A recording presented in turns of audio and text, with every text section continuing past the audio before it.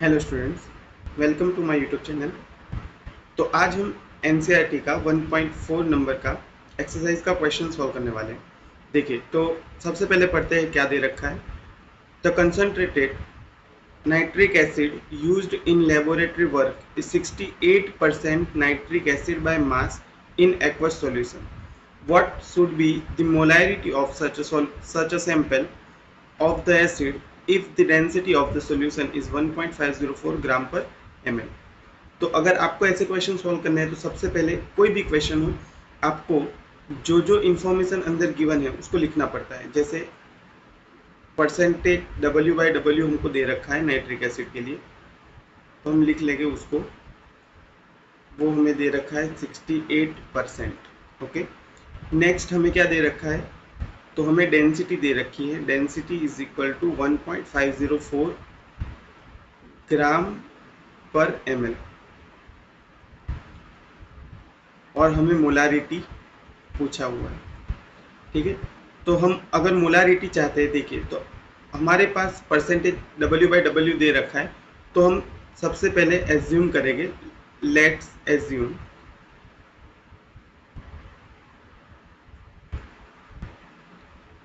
100 gram of HNO3 solution. ठीक है, तो जो एक्वस सॉल्यूशन HNO3 का है उसको मैंने 100 ग्राम सपोज कर लिया है। तो अगर ये 100 ग्राम है तो हम जानते हैं कि परसेंटेज W/W क्या होता है, तो given weight of solute divided by total weight of solution.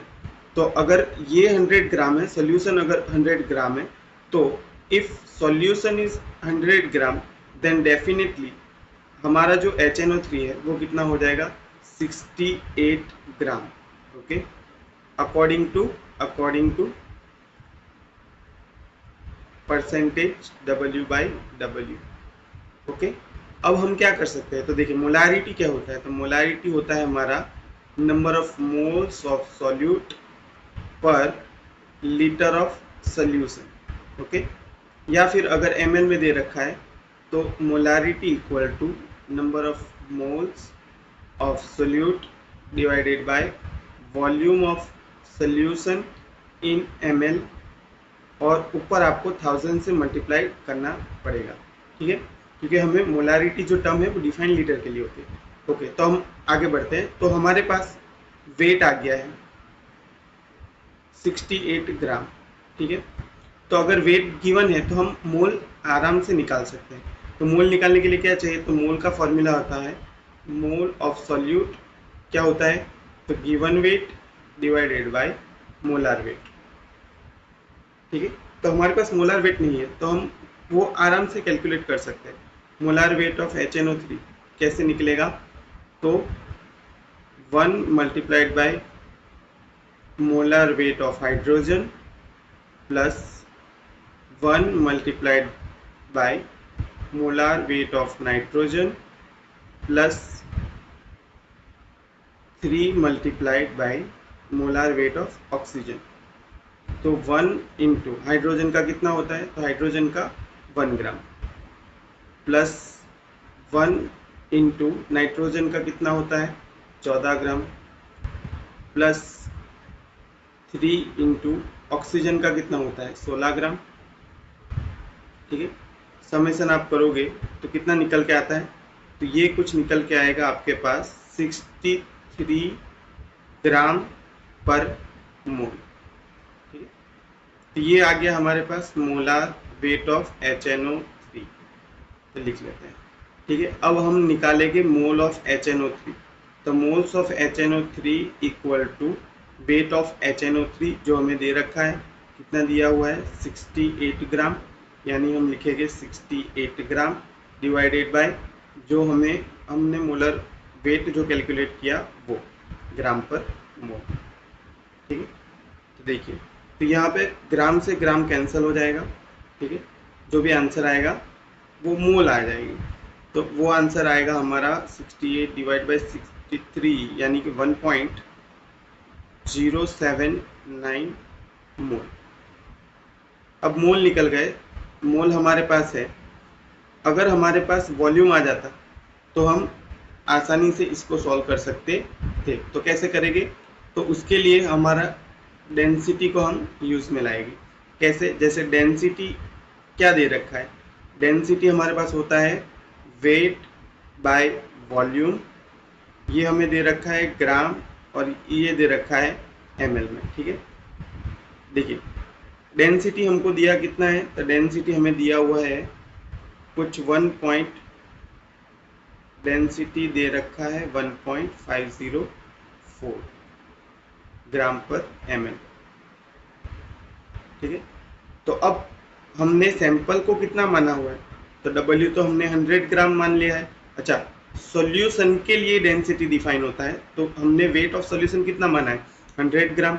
तो वॉल्यूम कितना निकल के आएगा, तो इस फॉर्मूले के अंदर इस वैल्यूज को रख देते हैं, तो ये हो जाएगा 1.504 equal to 100 gram divided by VmL।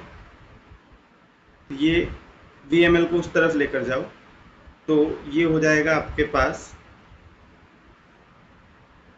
ये हो जाएगा आपका VmL को उस तरफ लिए VmL is equal to 100 gram divided by 1.504 gram per ml। ग्राम से ग्राम फिर कैंसिल हो जाएगा, जो भी आंसर आएगा वो ml के अंदर आएगा, तो वो आता है हमारा 66.49 ml। ठीक है, अब देखिए हमारे पास दो फॉर्मूलाज है मोलारिटी निकालने का, ये वाला और ये वाला। तो अगर आंसर हमारे पास ml में आ रहा है तो हम क्या करेंगे, ये वाले फॉर्मूले का इस्तेमाल करेंगे। ठीक है, तो लिखते हैं मोलारिटी इज इक्वल टू मोल कितने आए हमने निकाले, कहाँ गए, ये देखो ये रहे 1.079, तो ये हो गए हमारे मोल 1.079 मोल, और डिवाइड में आ जाएगा हमारा वॉल्यूम 66.49 ml में, और ऊपर आपने 1000 मल्टीप्लाई किया, तो ये ml जो है वो किस में कन्वर्ट हो जाएगा, लीटर में। तो इसका आंसर आपको मिलेगा 16.23 मोल